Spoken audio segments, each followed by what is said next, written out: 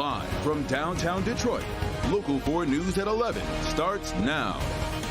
An emotional day in court. The confessed Oxford High School shooter is sentenced for the deadly school shooting 2 years ago. Life without the possibility of parole. Some argued life in prison isn't enough. So in lieu of execution, I feel strongly that the individual should never be allowed to walk among his peers again. I deserve to be a child that day.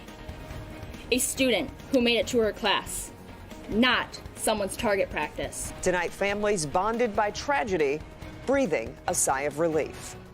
Today's sentencing is hopefully one step toward closure for many in the Oxford community. Thanks for being with us. I'm Kimberly Gill. And good evening. I'm Damon Fernandez in for Devin Skillian. The shooter spoke to the judge before, but not before the judge heard hours of testimony from those whose lives he changed forever. Parents of Hannah St. Juliana, Justin Schilling, Madison Baldwin, and Tate Meir came face to face with the Oxford school shooter today, just moments before the court's ruling. Students, teachers, and other victims impacted took the stand with voices loud and clear. One of those people was Keegan Gregory. He hid in a bathroom stall as he came face to face with the shooter. We spoke to the parents of Keegan Gregory outside the courtroom as they moved toward closure. I think he felt that it would empower him by coming in and facing him again and speaking his piece this time, not just answering questions. Karen said it the best when she said when she met Keegan, he was in a hoodie and wouldn't make eye contact and looked like he was shrinking. And that's how he came home. Lifeless, motionless, and you see someone who's taking back his power. Yeah. And he works hard. He'll work hard, but he fights his demons every day. We also heard from the shooter, who will spend life in prison with no chance at parole. He told the court he acted alone and his parents are not at fault for what he did. His mom and dad, Jennifer and James Crumbley, are the first parents in the country to be charged in a school shooting. The first of their individual trials is set to begin next month. Jacqueline Francis is live tonight with how and if their son could come to their defense. Hey, Jacqueline. We talked to an attorney today who's been following this closely, and then he told us that in theory the shooter could be called to take the stand in defense of his parents at their trial, but said it's anyone's guess if that'll actually happen. My actions were because of what I chose to do. The confessed Oxford shooter taking full responsibility for his actions. And the one who led to why we are here today. I do not diminish any ability to anyone who could have stopped me. Of anyone of a school or parents. They did not know, and I did not tell them what I planned to do, so they are not at fault. Leaving some to wonder if and how this could affect his parents' pending trials. I have done terrible things that no one should ever do. James and Jennifer Crumbley are facing 4 counts of involuntary manslaughter after their son brought a gun to school and used it to kill 4 of his classmates. The prosecution alleges the Crumbleys were negligent, saying they should have gotten their son help instead of buying him a gun. Attorney George Donini said the shooter could be called to testify at his parents' trials, likely in their defense, but there's no guarantee. You know, they could certainly put him on a witness list. I mean, I guess we'd have to go through, you know, what is he going to testify to, what's relevant, you know, as to the charges against them and what can he say. And you know, I think that would require some briefing. There would be, a judge would have to make a decision on that. They did not know, and I did not tell them what I planned to do, so they are not at fault. Donini doesn't see the shooter's comments as him trying to save his parents. I'm not sure how much he did today for anybody else, including his parents. The shooter's parents had requested to be in the courtroom today for their son's sentencing hearing, but the judge had previously denied that request. The parents remain behind bars. Reporting live in Detroit, Jacqueline Francis, Local 4. All right, Jacqueline, thanks. And we encourage you to take a close look at our coverage on clickondetroit.com. The Local 4 News team has been posting constant updates and has the full video of today's hearing. All of the coverage is right on the homepage. New at 11, a 17-year-old is in the hospital right now after a shooting on Detroit's east side. It happened in the area of Manning and Boulder. That's near East State Fair and Kelly Roads. Police say the teen was walking when someone shot him. We're waiting for police to give us an update on the teen's condition. No word yet on a possible suspect. Paul Whelan is calling out the White House for failing to bring him home from Russia, where he's been held for nearly 5 years on suspicion of spying. In a new statement put out by his family today, Whelan says he's given up hope of ever seeing his elderly parents again and believes he'll die as a Russian prisoner. He says, quote, "The Russians have ruined my life, one that is destined to end in a slave labor camp fraught by intolerable conditions for no other reason other than a hatred of human rights and freedoms."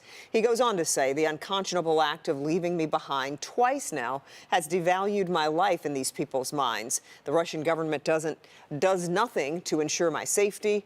What will happen next? Whelan ends by saying, quote, "President Biden, I have paid a high price for being an American citizen. A promise is a promise. The clock is ticking on getting this done. Please bring me home." It's been 1 year since the prisoner swap that brought Brittany Griner home but left Paul behind. We learned this past week that Russia continues to reject offers from the U.S. for Whelan and journalist Evan Gershkovich. Michigan State University names a new president during a virtual meeting today. Yeah, the vote hired Kevin Guskowitz. He's coming to MSU from a job as the chancellor of the University of North Carolina. He replaces interim president Teresa Woodruff. Guskowitz is the 6th president or interim president at Michigan State since 2018. He says he'll focus on cutting-edge research, diversity, and he knows there is healing to be done. I am aware that Michigan State University has faced more than its share of challenges in recent years. Yet I see a strong university with an inspiring historical foundation that can reach new levels of excellence through its powerful commitment to student success, knowledge discovery, and land-grant service. The new president will take over on March 4th of next year. Well, it's hard enough for kids to be in the hospital any time of the year, but it's especially difficult during the holiday season. So once again, the community is helping lift their spirits. Tonight was opening night for Moonbeams for Sweet Dreams at Beaumont Hospital in Royal Oak. Will Jones was there for the kickoff. Kimberly and Damon, to see the people in the crowd holding their flashlights, shining their light at the young patients inside the hospital, and the young patients doing the same was simply incredible, and it's just getting started. May your days be merry and bright. It's a moving display of love. Trying to bring joy to people in a hard situation. I think it's awesome.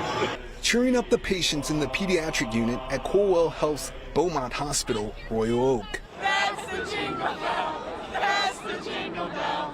That's the jingle bell run. I wish I had this when I was at post-surgery in the hospital. It feels really good. When I was in the hospital, I felt like kind of lonely, so I think I would have appreciated this. A sea of light for opening night of Moonbeams for Sweet Dreams.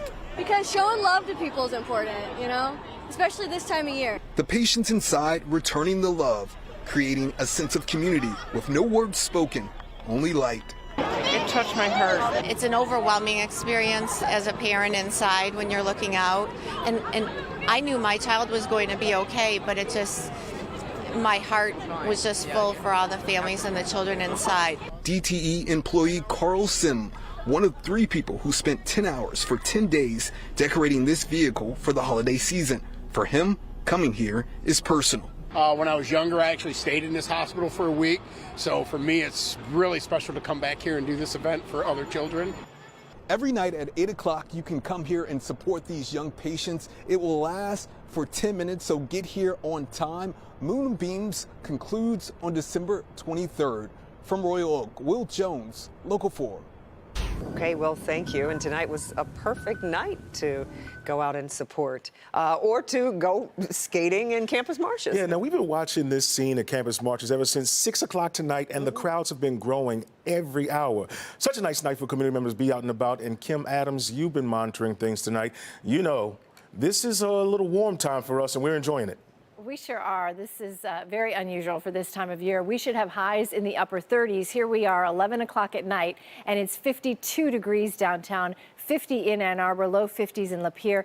It's 54 degrees, in part because of those southwesterly winds ushering in all that warm air. Right now it's dry, but that will change tomorrow as we do expect some spotty showers. But let's enjoy this evening as we have temperatures in the mid-50s downtown, 50 in Mount Clemens, 51 in Pontiac, 50 out in Ann Arbor, 51 in Howell. Right now it is 19 degrees warmer than it was at this same time yesterday. 15 degrees warmer at City Airport, 16 degrees warmer in Flint, and 14 degrees warmer right now in Port Huron. And tomorrow we get even warmer. The record high for tomorrow is 58, set back in 1946. We will either tie or possibly even break that record, but we do expect spotty showers throughout the day. There'll be dry periods as well, but then after tomorrow, the bottom falls out. We drop all the way into the 40s and then eventually down into the 30s. We'll talk more about that cool down coming up.